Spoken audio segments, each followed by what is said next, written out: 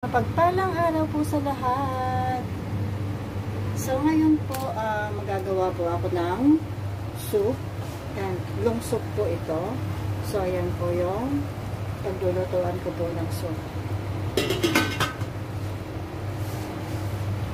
And ito naman po yung pag hahalbosan natin ng mga karne, pork at saka chicken. Lalagay po natin dito para mawala yung dugo-dugo niya.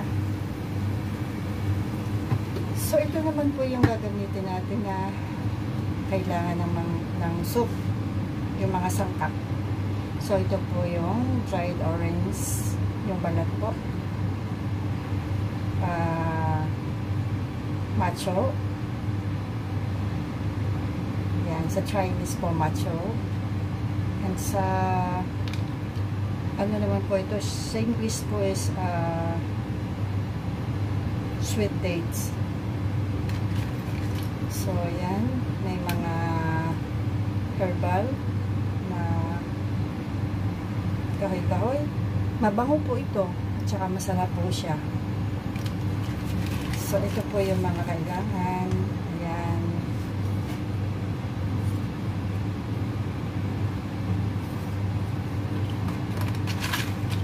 May mga ayan. Yung mga ano po to halo-halong mga herbal. Pero napaka-healthy po nito sa katawan. Healthy soup. So palagi pong sinasabi sa akin ng matanda ko na uminom ka ng soup kasi healthy yan. Napakagaling sa katawan. Ano po? Yung iba po hindi ko alam yung mga tawag, pero ayan, tinatandaan ko na lang po yung mga itsura niya. Kasi isang pack naman po siya. Eto, hindi ko alam po anong ugat nito ugat ng ano, pero mabango po siya ha. Mabango. Tsaka pag naluto po siya, manilaw-nilaw siya. Mabango.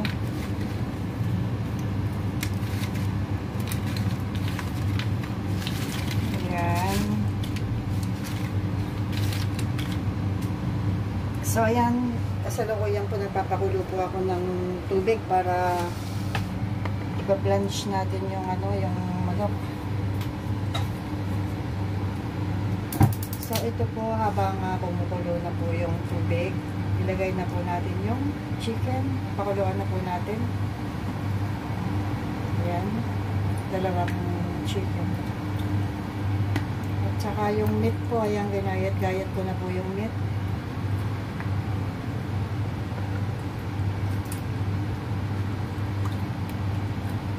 Habang pinapakulo naman po natin itong ating paglalagyan ng soup.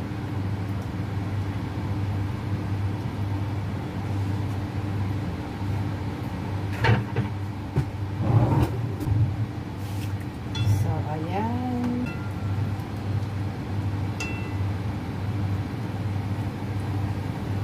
At habang pinapakulo pa po natin yan, lagyan na po natin ng tubig to para medyo mahugasan siya.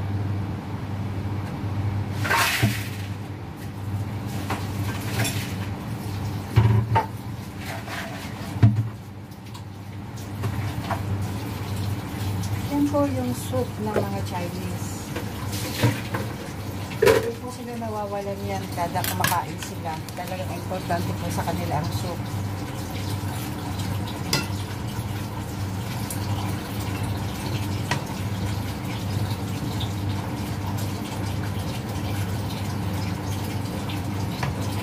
Yan, kung makikita nyo po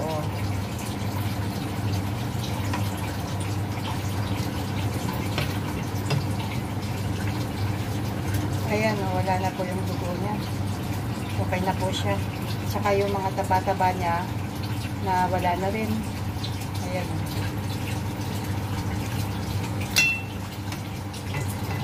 Ito naman po yung meat.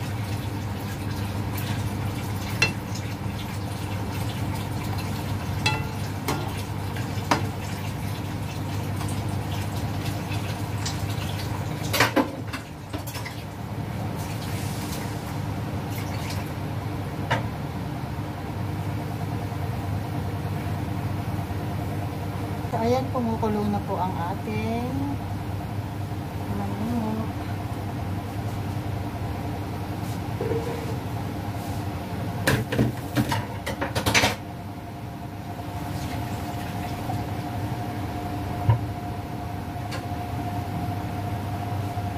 So, ayan, kumukulo na po. Pwede na po natin tanggalin.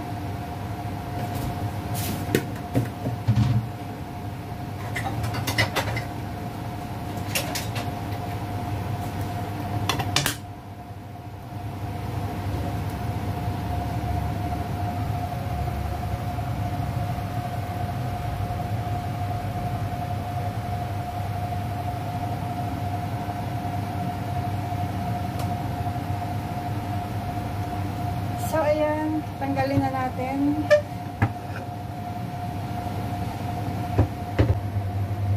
Ayan. So, ayan, malinis na po. Wala ng mga taba-taba. Kasi dapat tinatanggal natin yung mga taba para kapag i-deliver natin sa soup, yung sa mataba. Kaya malinis na po siya.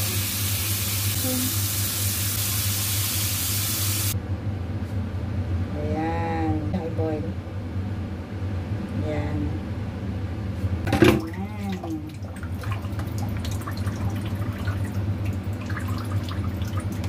So, ayan. Malinis na po siya. Lapit na po kumulo yung ating tubig. Ayan.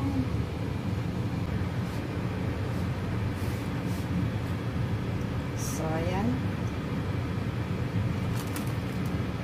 Ating mga pampatamis.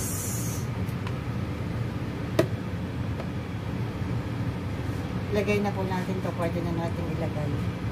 Ayan. Tsaka ito, yung mga sweet dates, pwede na rin po natin ilagay yan. Kasi ano po siya ay malapit ng kumulo. Ayan.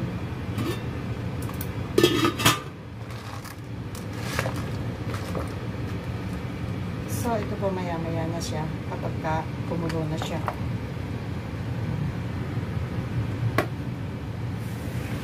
Saka ito lalagay po natin kapag kumulo na. So, ilang minutes na lang po. Ayan, malapit na siyang kumulo.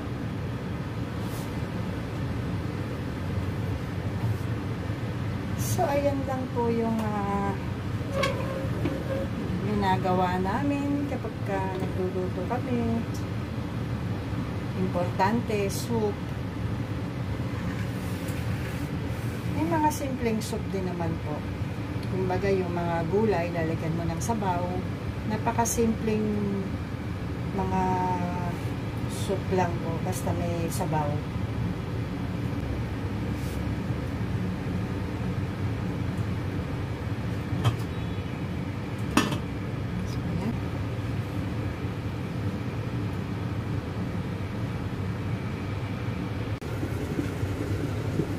So guys, eto na po, ilalagay na natin yung ating mga sangkap. So ayan, ilalagay na po natin kasi kumukulo na po siya. Ayan, ganyan lang po kasimple guys. Lagay po natin yan.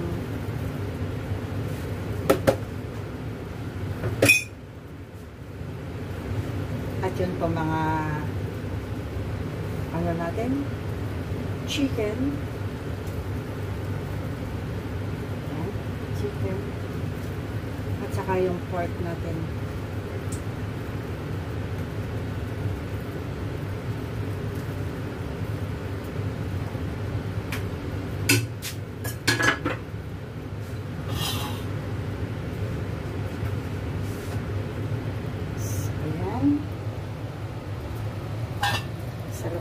pong kumukulo na siya. Takloban po natin. And then, set na po natin yung timer.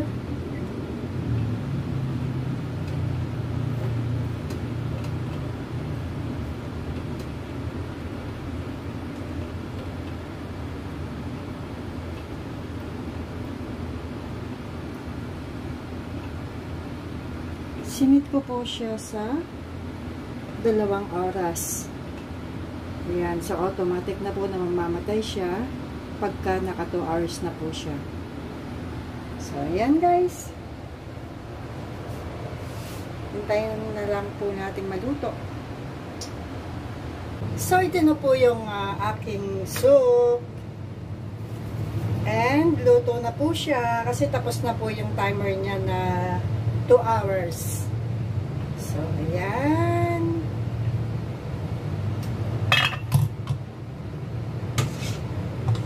Tignan nyo po guys, oh. Wow. Sarap niya.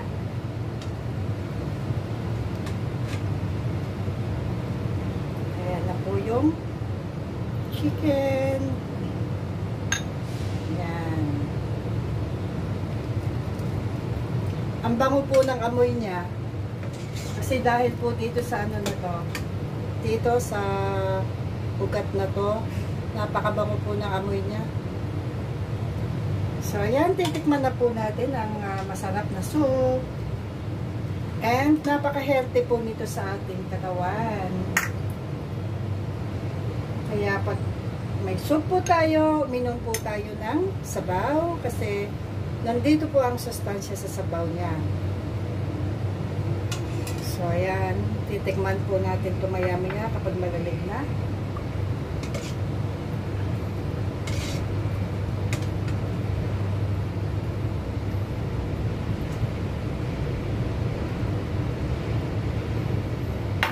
Ang bango-bango po ng amoy ng soup na to. Ayan. So, ayan na po. Titikman natin.